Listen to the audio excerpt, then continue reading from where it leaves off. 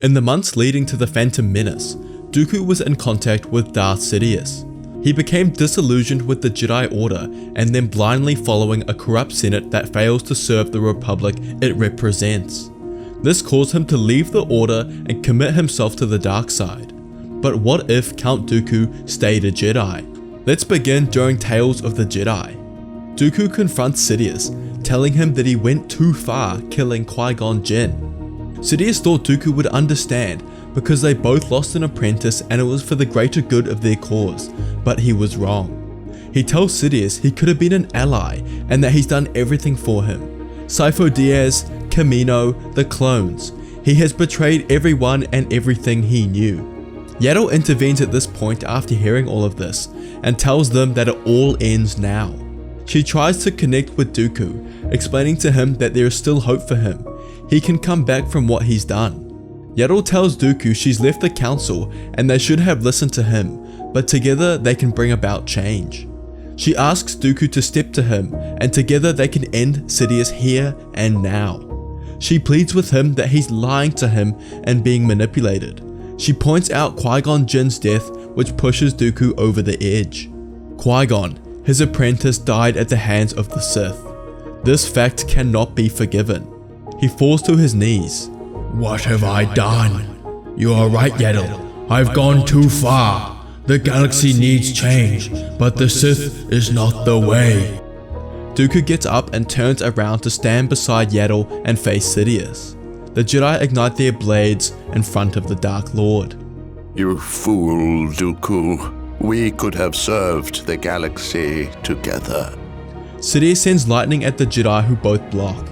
He needs to kill them here or his plans will be thwarted. He ignites his crimson blade and makes his way towards the Jedi. They fight and Sidious has the upper hand. He pushes Yaddle back with the Force and Dooku jumps back to be by her side. He sends lightning at them again, but Dooku blocks its full force. He disengages the lightning to find Sidious mid-air jumping towards them. Dooku didn't expect this and in panic, Force pushes Sidious all the way across the hangar. Using this opportunity, he grabs Yaddle and jumps over to her ship and the two escape away. They head straight back to the Jedi Council immediately. The Council have just returned from Qui-Gon Jinn's funeral to find Dooku and Yaddle standing in the center of the room. Everyone sits down and Yoda asks what has happened. Dooku explains the truth, how he betrayed the Jedi Order, his friend and fellow Jedi Sifo Dyas, and joined league with the Sith.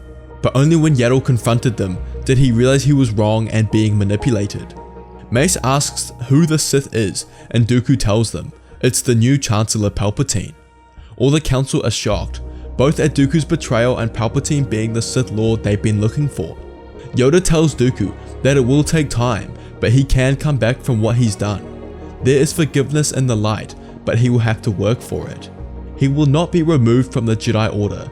It takes strength to come back from what he did and resist the darkness when he's already down its path, and will not be punished for that. However, in the meantime, they decide to go to the Chancellor's office immediately. The council arrives but finds no one there. They travel to the industrial region of Coruscant, where Dooku and Yaddle fought Palpatine but he isn't there. They went to his residence on Coruscant, but he also wasn't there. He must have gone off-world, escaped. Palpatine knew he didn't have a chance on Coruscant now that the Jedi knew his real identity. He would have to significantly change his plans. The clone army for the Republic would have to be scrapped. The Jedi attend the next Senate meeting and explain what has been uncovered. They expose Palpatine as a Sith Lord and explain he has fled the planet with no one knowing where he is. The Senate is shocked to hear this. They all thought Palpatine was a straightforward man who genuinely wanted the best for the Republic. Sith activity is illegal in the Republic, and Palpatine is stripped of his title of Supreme Chancellor and is given to the man who received the second amount of votes, Bail Antilles of Alderaan. In the following years, Palpatine takes over what Dooku was meant to do. He uses the connections the Sith have made over the last 1,000 years to conjure up an alliance known as the Confederacy of Independent Systems.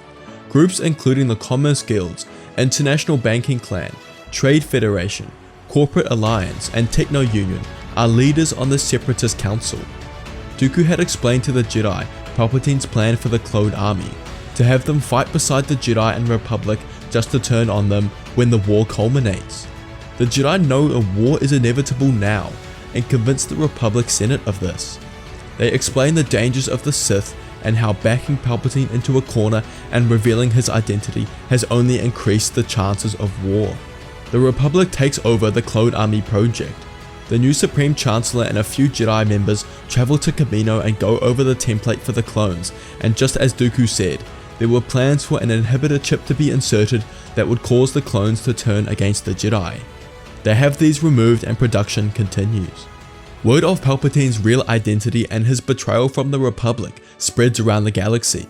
Everyone knows war is imminent, and Palpatine emerges as leader of the separatist movement, and worlds begin seceding from the Republic and joining the Confederacy of Independent Systems, as they believe what Palpatine has to offer is better than the Republic.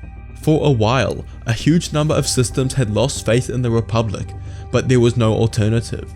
But now there is, one led by a strong politician who already has backing from some of the major players in galactic affairs.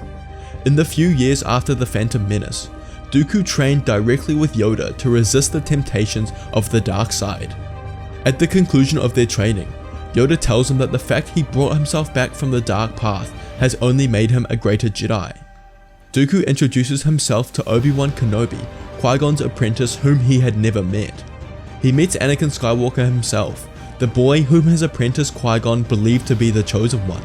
He introduces himself as Dooku, Qui-Gon's master, but of course Anakin and Obi-Wan already know who he is. Dooku offers to train Anakin alongside Obi-Wan, something he's already discussed with Yoda, who approves. Obi-Wan doesn't know what to think at first, but he always knew he wasn't fully qualified to train the boy. But with Dooku helping him, he would be more successful. In Attack of the Clones, we see Anakin is very rebellious and immature.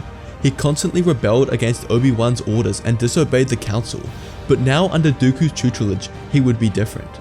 Dooku was like Qui-Gon. He didn't strictly believe in the Jedi Code, but believed in the light side of the Force. Anakin would adopt a similar mindset, but have more faith in the light side and treat Dooku how Obi-Wan treated Qui-Gon. Palpatine has to revert back to his original plan, to overwhelm the Jedi with his army. Enough systems have seceded away and left the Republic that it's time to begin the war. Palpatine knew the Republic had taken over the production of the clone army, but believes that his army will prevail. The war begins with the Separatists, led by Palpatine, declaring war on the Republic. Newt Gunray still wants Padme Amidala dead, so Palpatine orders assassination attempts on her. Because of this, Anakin and Obi-Wan are sent to protect her. Padme and Obi-Wan go back to Naboo, where the two fall in love and begin their secret relationship. Palpatine has no means of reaching Anakin. He intended to become the father figure following Qui-Gon's death, but now Dooku has taken that place. The Clone War begins, and it's all-out war. Palpatine has no control over the clone army and can only control the side of the Separatists. Previously, Anakin was given Ahsoka as an apprentice to help him learn and teach him that he doesn't need to be so predictive over everyone he cares about. However, under Dooku's tutelage, Anakin wouldn't be this rash. He does care about his friends, but understands that death is a natural part of life. However, he will do what he can to prevent that. Palpatine knows he needs to seek out a new apprentice. He could still sense the presence of his previous apprentice, Darth Maul, still alive somewhere out in the galaxy. He could feel his pure hatred, so strong that it kept him alive. Palpatine could feel Maul's life force in the dark side. Palpatine was so attuned with the dark side that if he could focus on this deeply enough, it would lead him right to Maul. He found Maul on Lothal Minor and gave him a new set of legs that would assist him in combat.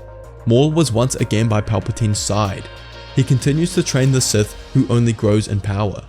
All he cares about is revenge against the Jedi and Obi-Wan Kenobi.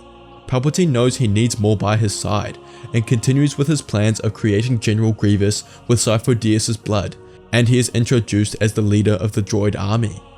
Anakin, Dooku, and Obi-Wan actively engage in the Clone War. They know the Sith are at the root of the Separatist movement, so they have no quarrel fighting in it. However, Dooku explains to them how there would be no Separatist movement if there was no corruption within the Republic Senate, and how the Jedi blindly following this corrupt Senate only confounds the problem. Corruption in the galaxy allowed many systems to accept the Sith. He tells them things need to change within both the Jedi and Senate, and they need to help be the instigator. Ever since Dooku's return from the darkness, he's pushed for change within the Jedi Order. He doesn't believe the Council should support a corrupt Senate that fails to serve the Republic it represents. Everyone knows this was the reason for Dooku's almost fall. All he wants is to bring peace and order to the galaxy. And if the strong and powerful Jedi Master Dooku was willing to join the dark side just to do this, then the problem must be bigger than they can see.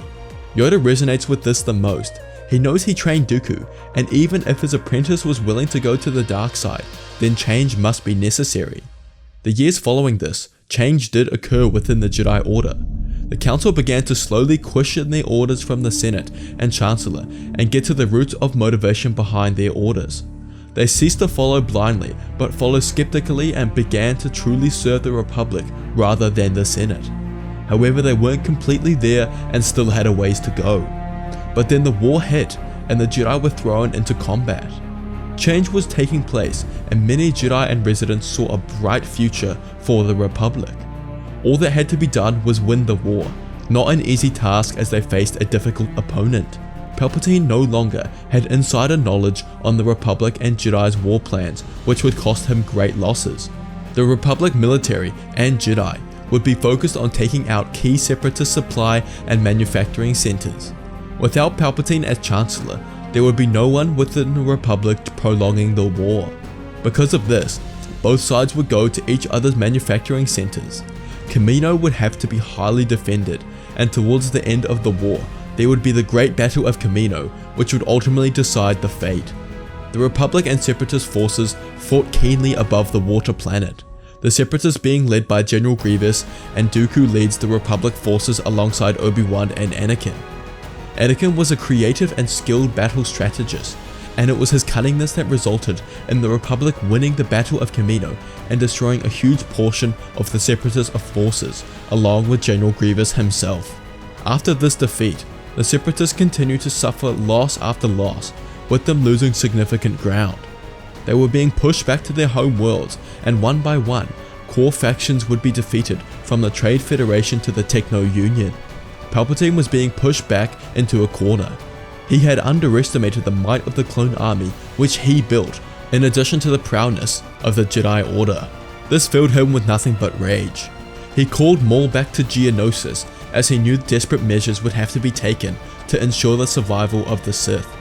The Republic initiates a huge galactic campaign on Geonosis, one of the origin worlds of the Separatist movement, before Palpatine could implement any plans of escape.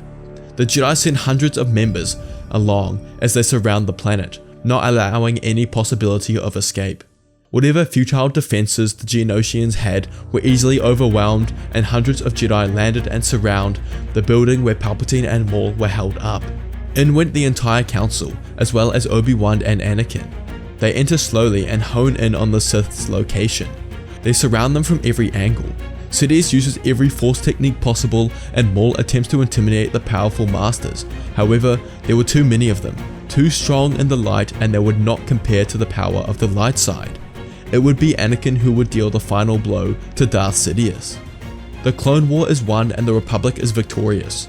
The worlds who seceded from the Republic are given an opportunity to rejoin. They are told that there will be new methods to ensure all senators pass a thorough background check and all their dealings are watched over and monitored. The case was also made that the corruption was largely due to the Sith's shadow dealings, and now with their demise, they can no longer poison democracy. The clone army is decommissioned, but the Republic keeps a smaller military to handle pirate hunting and other necessary tasks. Some worlds would pay homage to the clones and allow settlements with memorials to them for their efforts in the war.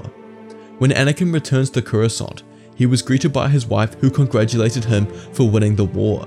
She tells him that she's pregnant and he has a big decision to make. Anakin decides that he's fulfilled his role in the Force to bring balance. The Sith have been defeated at his hand, and the Jedi are on the correct path in the Force. Both stemmed from Anakin's existence. He and Padme raised their family of 5 on Naboo and lived the lives they both dreamed of. The 501st would also settle on Naboo and would occasionally see their former general with his family in Theed. Peace and order has been restored to the galaxy, and the Republic will begin to thrive. Dooku got what he wanted for the Republic and the galaxy.